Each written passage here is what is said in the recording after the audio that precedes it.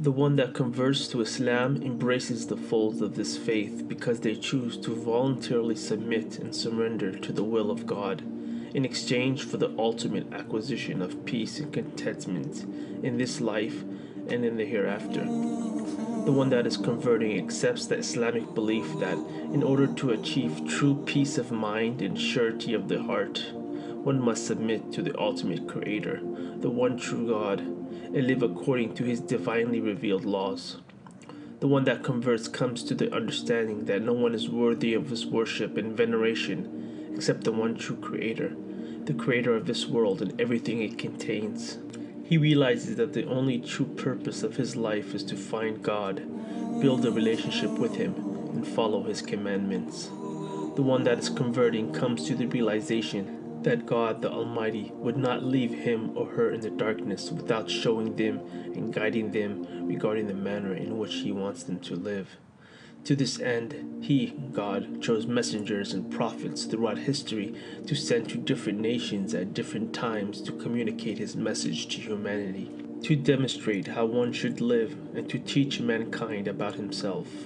In addition, these prophets came with glad tidings, stating that whoever worships the one God without any partners and lives a righteous life while obeying God's commands will enter paradise eternally.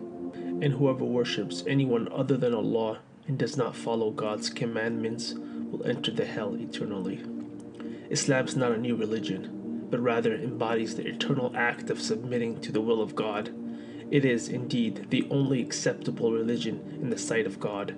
Islam is the true natural religion and offers the same message revealed through the ages to all of God's prophets and messengers.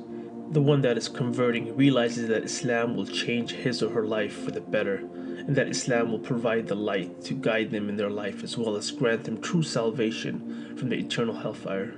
The one that searches for his purpose in life as well as for his creator and is sincere and curious to learn the truth, that person will eventually be guided to the truth by the will of God and by his mercy, love, and justice. God guides whom he wills and whom he pleases. My dear brother or sister, if you have the desire to be Muslim and have a strong conviction and belief that Islam is the true religion of God, then you are ready to embrace the folds of Islam. In Islam, every action begins with one's intention, so one starts by setting the intention in their heart to embrace Islam for the sake of God alone. It's highly recommended that you take a bath or a shower to symbolically purify and cleanse yourself of your past life and your past sins. It's also recommended that you wear good clothes on the day of conversion. Unlike other religions, the act of converting to Islam does not involve any rituals, ceremonials, nor baptisms.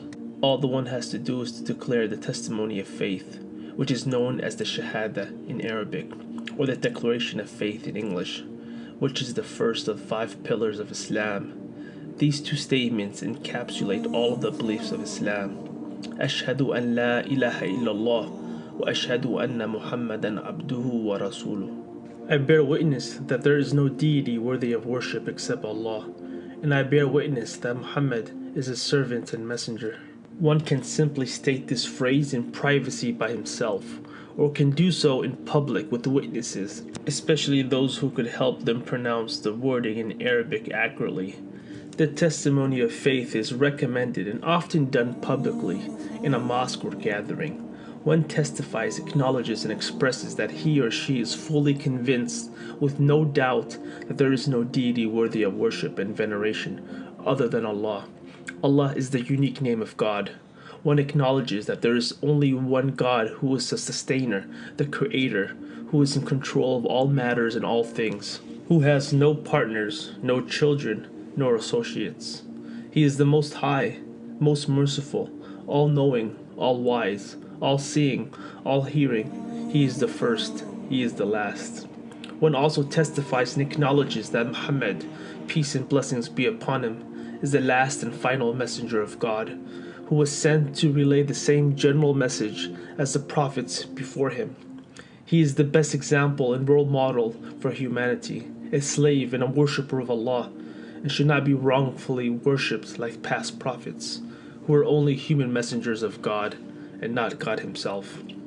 After one completes his testimony of faith, that individual is now officially Muslim. As a Muslim convert, one does not need to be burdened by his or her past sins committed before their acceptance, as all of their past sins will be absolved, and they will start with a clean slate, as free of sin as a newborn child. Not only that, but all of their past sins will be converted to good deeds.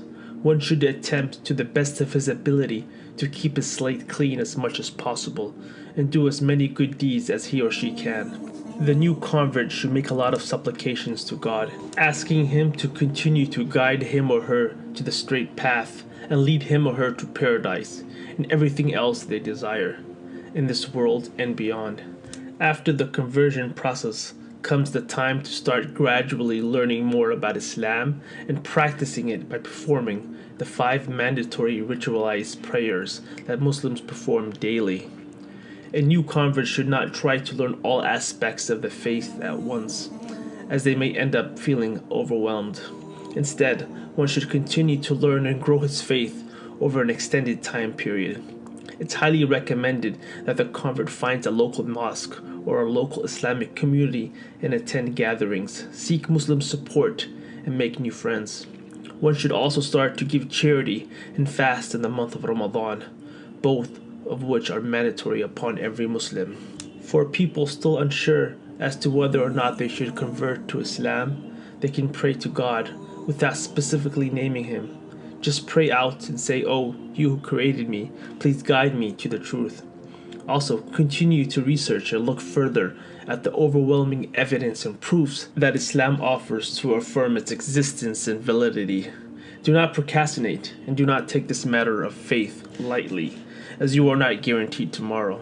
Your test, your life, can end at any moment. Realize, my brother or sister, that you did not come to this video by random or by chance. You were guided here by your Creator. May your journey to the answer and to the truth be pleasant and successful.